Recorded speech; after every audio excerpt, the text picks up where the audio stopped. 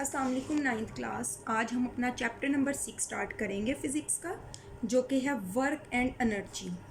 Student, smart syllabus के मुताबिक इस चैप्टर के बहुत कम टॉपिक्स हैं, हम जल्दी से इसको कवर कर देंगे। बहुत वैसे इंपॉर्टेंट और इजी चैप्टर है, ठीक है। पहले आप देख लें कि स्मार्ट सिलेबस में आपके कौन कौन से चैप्टर नंबर 6 के टॉपिक्स इंक्लूड हैं।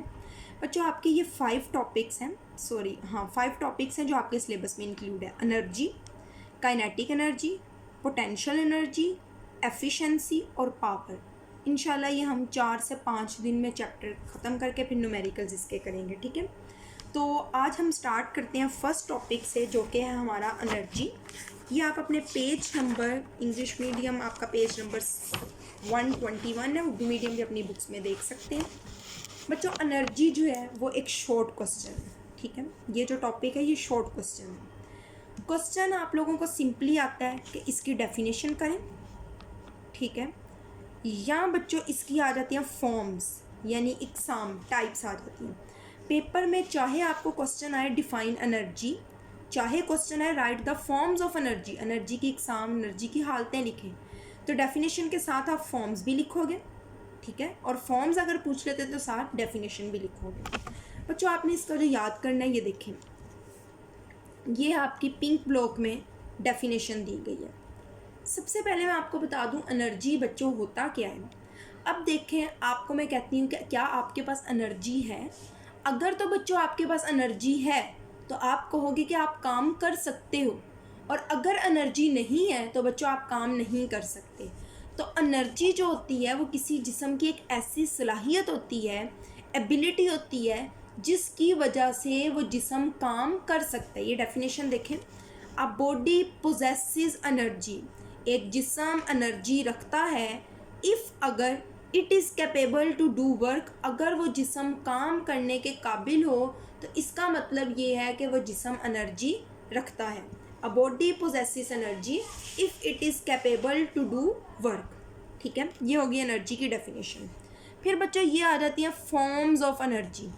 Energy exist in various form, energy मुख्तलिफ हालतों में पाई जाती है, सच एज, जैसा कि मैकेनिकल एनर्जी, आपने नाम याद करना है, heat energy, light energy, sound energy, electrical energy, chemical energy, nuclear energy etcetera, ठीक है बच्चों।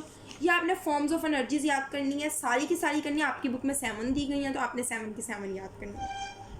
फिर ये जो है इसको आप as a bullet point add करेंगे कि energy can be transferred from one form to another form, energy को एक हालत से दूसरी हालत में कन्वर्ट किया जा सकता है। फॉर एग्जांपल बच्चों, आपको आपकी जो इलेक्ट्रिकल एनर्जी होती है, जब बल्ब चलता है, इलेक्ट्रिकल एनर्जी किस में चेंज हो रही होती है, लाइट एनर्जी। जब लाइट पैदा होती है वहाँ पे हीट भी प्रोड्यूस हो रही होती है, तो लाइट एनर्जी किस में चेंज हो रही होती है, हीट एनर्जी।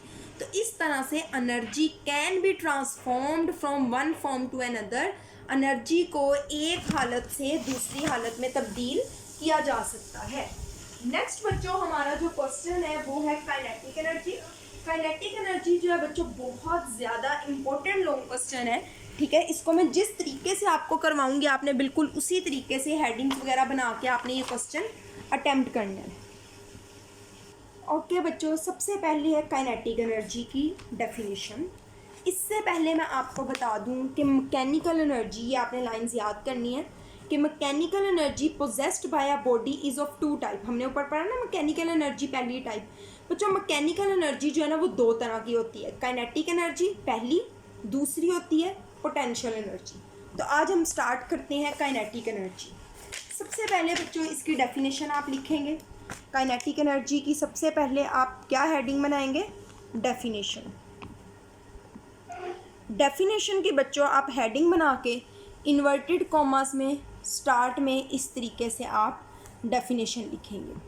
अब बच्चों ये एनर्जी होती क्या है, किसी भी जिस्म में energy, the energy possessed by a body, आपने नीचे लाइन नहीं लगानी, मैंने वैसे बताया, the energy possessed by a body, कोई जिस्म में एनर्जी जो होती है ड्यू टू इट्स मोशन, ठीक है बच्चों। अगर कोई जिस्म हरकत कर रहा है, ठीक है, तो उस हरकत करते हुए जिस्म की जो एनर्जी होती है उसको क्या कहते हैं, काइनेटिक एनर्जी कहा जाता है।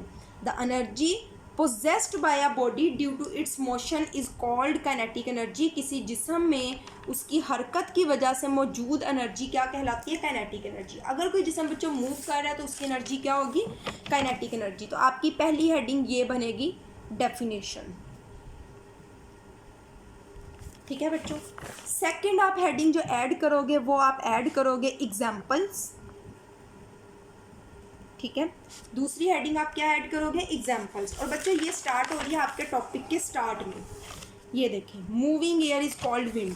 आप जब एग्जाम्पल्स की हेडिंग बनाएंगे ना, अब आपकी बुक में काइनेटिक एनर्जी की 2 एग्जाम्पल्स दी हैं, फिर आप नंबर 1 लिख के मार्कर से एक और हेडिंग बना लोगे विंड, ठीक है।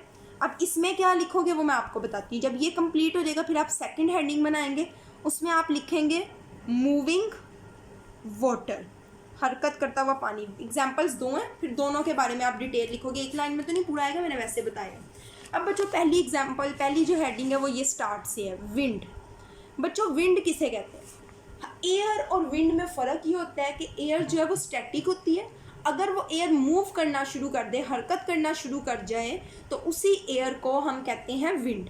तो देखें, moving air is called wind. हरकत करती हवा को विंड कहा जाता है। We can use wind energy for doing various things. हम एनर्जी को, विंड से हासिल होने वाली एनर्जी को बहुत सी चीज़ों में इस्तेमाल कर सकते हैं। इट ड्राइव्स विंड मिल्स, ये विंड मिल्स चलाती हैं, ठीक है। एंड पुशेस सेलिंग बोट, और सेलिंग बोट ये देखें, आप ये देख रहे हैं, ये पानी में चलती हैं, ठीक है। जैसे जैसे हवा चलेगी ये उस डायरेक्शन में मूव करती हैं, ठीक है। तो हमने ऊपर पढ़ा था बच्चों, एनर्जी वो होती है जो किसी जिस्म से काम करवाती है। अब वो कोई भी एनर्जी हो तो वो काम करेगी। अब काइनेटिक एनर्जी की पहली हमने एग्जांपल पढ़ी विंड, तो विंड क्या काम करवा रही है? देखें, मूव करवा रही है, विंड मिल्स को भी और सेलिंग बोट्स को भी, ठीक है। ये होगी आपकी बच्चों पहली एग्जाम्पल की हेडिंग बना के, विंड की हेडिंग बना के आप इतना लिखेंगे। सेकेंड एग्जाम्पल आप यहाँ से स्टार्ट करेंगे, मूविंग वाटर, ठीक है, हरकत करता हुआ पानी। सिमिलरली बिल्कुल इसी तरीके से, moving water in a river, अगर एक दरिया में पानी हरकत कर रहा है, carry wooden logs through large distance. बच्चों अगर हम उसके ऊपर लकड़ी का कोई पीस रखते हैं तो वो वुडन लॉग्स जो है वो बहुत ज़्यादा डिस्टेंस तक ट्रैवल कर सकते हैं, ठीक है। And can also be used to drive turbines for generating electricity. बच्चों जो वाटर होता है वो टर्बाइंस चलाता है, और टर्बाइन से इलेक्ट्रिसिटी बनती है। आपने 8th क्लास में प्रोसेस बड़ी डिटेल में पढ़ा होगा। इस तरीके से फैन लाइक होते हैं, ठीक है। इसको कहा जाता है टर्बाइंस। इस पर जब पानी गिरता है तो ये मूव करते हैं, ठीक है। और मूव करने के नतीजे में आगे हमें बिजली हासिल होती है। जो हम बिजली बनाते हैं ना वो इस तरीके से बनती है, ठीक है। थस अब यहाँ तक बच्चों ये एग्जाम्पल आप लिखेंगे, ठीक हो गया। अब ये जो लाइन है ना, thus a moving body has kinetic energy because it can work due to its motion।